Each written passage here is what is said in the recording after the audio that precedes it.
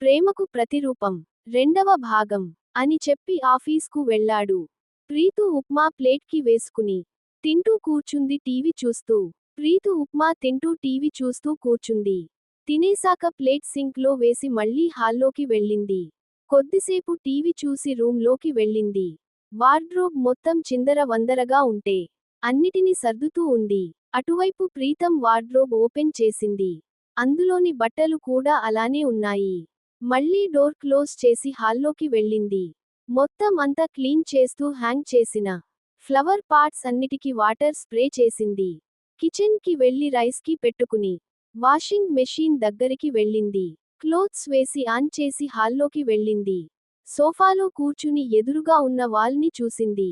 అక్కడ ఎదురుగా తన పెళ్లి ఫోటో ఉంది. అందులో ప్రీతు ఇద్దరు చిన్నగా నవ్వుతూ నుంచున్నారు. అది చూస్తూ అలానే చూస్తూనే ఉండిపోయింది. ఫోన్ రింగ్ అయిన సౌండ్ కి తేరుకుని తన ఫోన్ కోసం వెతికింది. అది ఎక్కడో సోఫాలో కింద ఉంది. దాన్ని తీసుకుని చూస్తే ప్రీతం కాల్ లిఫ్ట్ చేసి చెవి దగ్గర పెట్టుకుంది. ప్రీతు, టిఫిన్ తిన్నావా అని అడిగాడు. అహం అని ఆన్సర్ ఇచ్చింది. రైస్ కి పెట్టుకున్నావా? కర్రీస్ అన్నిటిని ఇంకోసారి లైట్ గా హీట్ చేసుకో. అలానే తినకు అన్నాడు. అహం అని అంది. ప్రీతు, ఈవెనింగ్ గ్రోసరీస్ వెళ్ళాలి. అన్ని చూసి ఏమేం కావాలో లిస్ట్ రాసి పెట్టవా? నాకు మేబీ కొంచెం లేట్ అయ్యేలా ఉంది. మళ్ళీ ఇంటికి వచ్చాక చూసి లిస్ట్ ప్రిపేర్ చేసుకుని వెళ్ళడం లేట్ అవుతుందేమో అని అన్నాడు. ఏం మాట్లాడలేదు. సరే ప్రీతు, ఉంటాను. టేక్ కేర్ అని కాల్ కట్ చేసి నిట్టూర్చాడు. ప్రీతు తనకేం పట్టనట్టు బెడ్ రూమ్ కి వెళ్లి పడుకుంది. మళ్ళీ మాధ్యాహ్నం లేచి ఫేస్ వాష్ చేసుకుని కర్రీస్ హీట్ చేసుకుని లంచ్ తింది. మళ్ళీ కాల్ చేశాడు ప్రీతం. హలో ప్రీతు, లంచ్ చేశావా అని అడిగాడు. అహం అంది. ఓకే, నాకు మీటింగ్ ఉంది. నువ్వు తిన్నవో లేదో కనుక్కుందాం అని కాల్ చేశాను. బాయ్ అని అన్నాడు. ప్రీతు కాల్ చేస్తుంటే కాల్లో వెనక నుండి మాటలు వినిపించాయి. ప్రీతం, కమ్ ఫాస్ట్, మీటింగ్ కి టైం అవుతుంది అని ఎవరో పిలుస్తున్నారు. ప్రీతు కాల్ కట్ చేసింది. వాషింగ్ కి వేసిన క్లోత్స్ తీసి అరేయడానికి తీసుకెళ్ళింది. వాటిని పైన టెరోస్ మీద అరెసి కిందకి వచ్చింది. ల్యాప్టాప్ లో ఏవో మూవీస్ చూస్తూ కూర్చుంది. అలా ఈవెనింగ్ అయింది. లేచి ఇల్లంతా ఊడ్చి కిచెన్ వెళ్ళి సింక్ లో ఉన్న డిషెస్ వాష్ చేసింది. తరువాత ఫేస్ వాష్ చేసుకుని కిచెన్ లో మొత్తం అన్ని చెక్ చేసి గ్రోసరీస్ ఏవో కావాలో లిస్ట్ రాసి టీ పోయి పైన పెట్టింది. 7 అవుతుండగా వచ్చాడు ప్రీతం. వెళ్లి డోర్ ఓపెన్ చేసింది. ప్రీతుని చూడగానే ఎక్కడ లేని హ్యాపీనెస్ వచ్చింది ప్రీతంకి. హాయ్ ప్రీతు, గుడ్ ఈవెనింగ్ అని అన్నాడు ఎప్పటిలా నవ్వుతూ. ప్రీతు మొహం తిప్పుకుని కిచెన్ లోకి వెళ్లి కాఫీ రెడీ చేస్తుంది. ప్రీతం వెళ్లి ఫ్రెష్ అయ్యి వచ్చాడు. ప్రీతు కాఫీ ఇచ్చింది. ఇప్పించుకుని తాగి అక్కడున్న లిస్ట్ చూశాడు. దాన్ని తీసుకుని వెళ్దామా అన్నాడు. ప్రీతు తన మొబైల్ తీసుకుని బయటికి వెళ్ళింది. ప్రీతం కూడా ఇంటికి లాక్ వేసి బయటికి వచ్చాడు. ఇద్దరు గ్రౌండ్ ఫ్లోర్ కి వెళ్లి అక్కడున్న కార్లో షాప్ కి వెళ్లారు. ప్రీతు వెళ్లి గ్రోసరీస్ కొని అటు నుండి ఆటే గ్రీనరీ మార్ట్ కి వెళ్లారు. అక్కడ కూడా కొనేసి అలానే కొద్దిసేపు బయట తిప్పాడు. ప్రీతు సైలెంట్ గా విండో నుండి బయటికి చూస్తుంది. ప్రీతం గేర్ మారుస్తుంటే అనుకోకుండా తన చెయ్యి ప్రీతుకి టచ్ అయింది. కంగారుగా ప్రీతుని చూశాడు. ప్రీతు కోపంగా చూసి మొహం తిప్పేసింది. Sorry Preethu, by miss touch అయింది.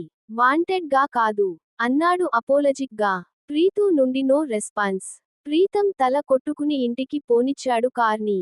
ఇద్దరు ఇంటికి వెళ్లారు.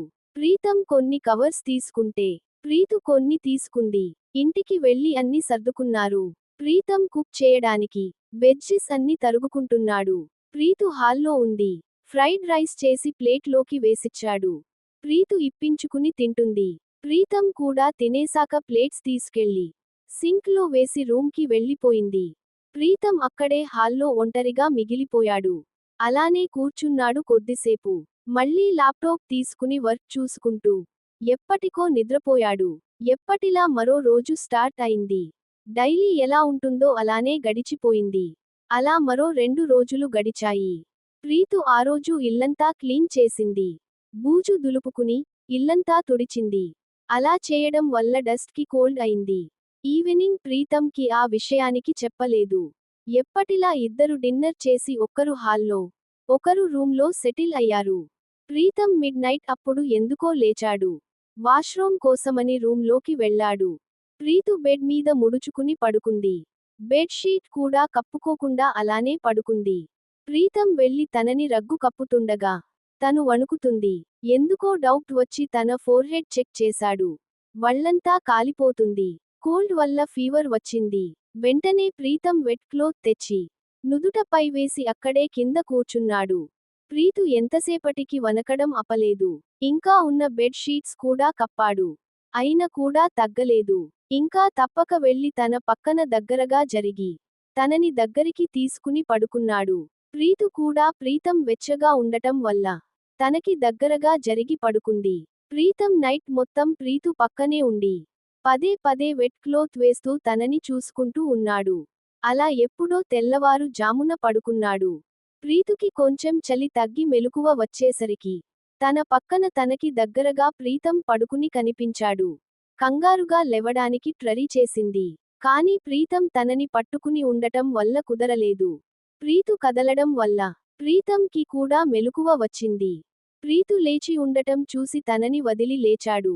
ప్రీతు నుదుట చెయ్యి పెట్టి చూసి ఇంకా ఫీవర్ ఉంది. డాక్టర్ కి కాల్ చేస్తాను. లేదా నువ్వు కొంచెం ఓపిక చేసుకుని ఫేస్ వాష్ చేసుకుని వస్తే హాస్పిటల్ కి వెళ్లి బ్లడ్ చెకప్ చేయిద్దాం అని అన్నాడు. ప్రీతు తలోంచుకుని వాష్రూమ్ కి వెళ్లడానికి లేచింది. కానీ ఒంట్లో సత్తువ లేక అలానే పడబోతుంటే ప్రీతం పట్టుకుని తనని వాష్రూమ్ కి వదిలాడు. ప్రీతు ఫేస్ వాష్ చేసుకుని వచ్చింది. అప్పటికి కాఫీ రెడీ చేసి తనకి ఇచ్చాడు. తను కాఫీ తాగేలోపు వెళ్లి ఫ్రెష్ అయ్యి వచ్చాడు. రెడీ అయ్యి ఇద్దరు హాస్పిటల్ కి వెళ్లారు. మూడవ భాగం కోసం ఈ వీడియోకి ఒక లైక్ చేసి ఛానల్ ని సబ్స్క్రైబ్ చేసి ప్రోత్సహించగలరు.